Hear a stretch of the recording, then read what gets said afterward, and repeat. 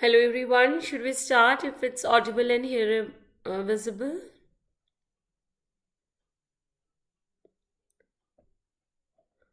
Hello Isra, hello Kavita. Should we start if it's audible and visible?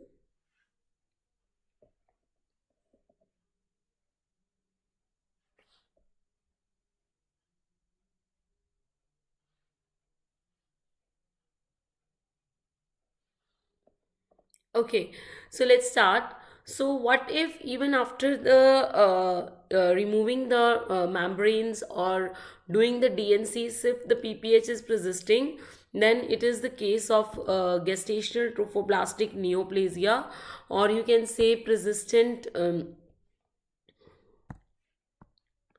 if or you can say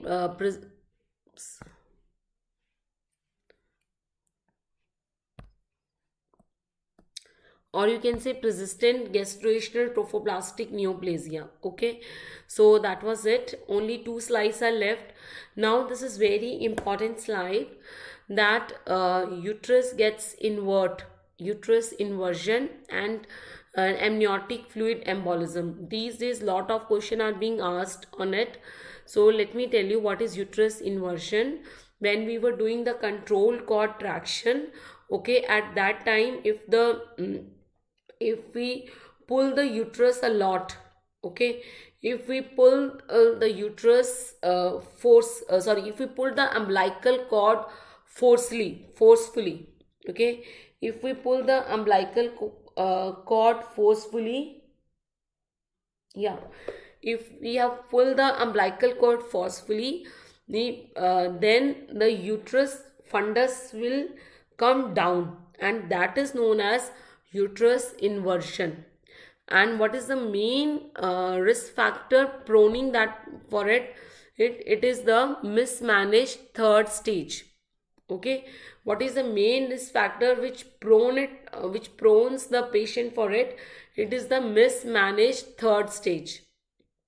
Okay, now there are two types of shocks are there. It is not so simple that fundus is coming down.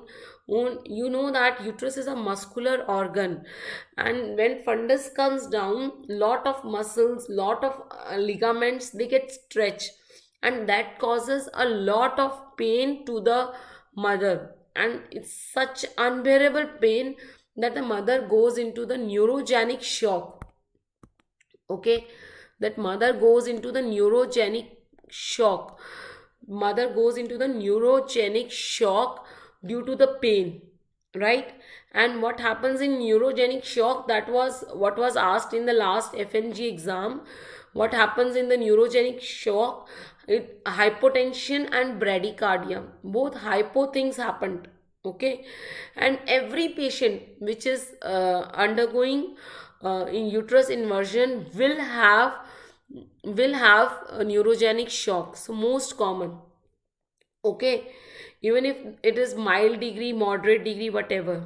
Okay, the another shock which occurs is due to the PPH is hemorrhagic shock, because I told you that we were pulling the uh, cord, and the fundus came down, right, due to increased force, right? So now the placenta is not separated or partially separated, of course the it will bleed, and it will lead to hemorrhagic shock. But here this hemorrhagic shock becomes the cause of death. What is its treatment? Its treatment is manually repositioning. Okay, you are only asked to diagnose this condition. So how you are going to diagnose this condition? You are going to diagnose it with the help of, you will diagnose it with the help of three words. Number one, the thing which you will see is that whether it is given that patient had hypotension and bradycardia both. Okay, then you will find the word mismanaged third stage, strong pull given to the cord. Okay, and then associated with it is bleeding along with uh, neurogenic shock. there is bleeding also, and it's a massive bleeding, such a bleeding that it caused death, such a increased amount of bleeding that it caused the death. Okay, is it clear to you? Okay.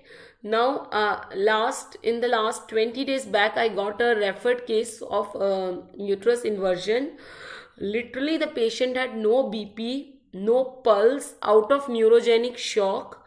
The patient had mild to moderate PPH, and as we repositioned it manually, repositioned the fundus manually, there came the pulse came. Okay, is it clear to you?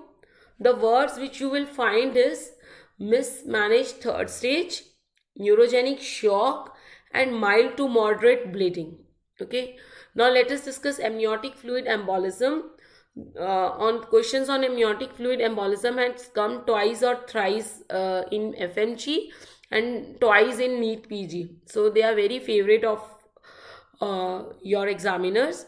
Okay, so first of all, here I would like to tell you that what happens in amniotic fluid embolism. The one main thing is that maximum a patient of amniotic fluid gives you 30 minutes. See, this line which is written here in the corner is very important. Maximum time which the amniotic fluid embolism give to you is 30 minutes. Now what happens? Amniotic fluid embolism can occur during labor or even after delivery. Anytime it can occur. Okay. Suddenly during the process of labor or after delivery, the patient has shock and the patient goes into respiratory arrest or cardiac arrest. Okay, and the we lost the patient. Before the patient we lost the patient, there is slight DIC, mild bleeding, very small. Okay, it can be there that patient gets survived from that shock, and massive bleeding can also be there. But if they tell you that no unexplained causes, patient went into shock, respiratory arrest, or dyspnea or heart arrest, then it is, and we lost the patient,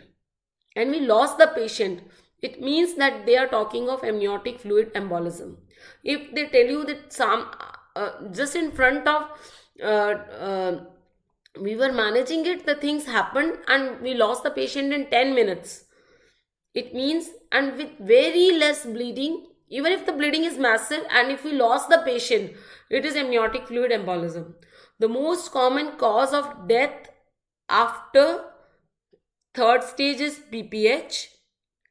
In PPH, we lost the patient after 12 hours.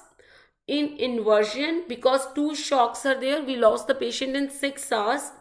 And most immediate cause of death is amniotic fluid embolism. That is all about the third stage and its complication. I hope I have covered each and every point. Tomorrow we will do puerperium. Okay, teratogenic drugs, the other high scoring things, the medical diseases in the pregnancy, and abortion, ectopic, and molar pregnancy. Okay, so tomorrow we will be doing the first trimester problems. Okay, the teratogenic drugs, the medical diseases and infections in pregnancy, and puerperium, completing this topic puerperium. Okay, any queries, do write in the post in the chat box. See you soon tomorrow. Okay.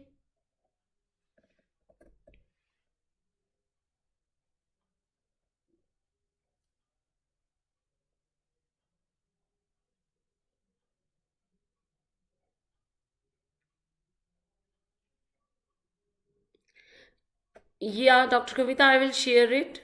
Don't worry. Okay. Thank you. Thanks for attending the class. I will share yesterday PPT also and today's PPT also. Okay.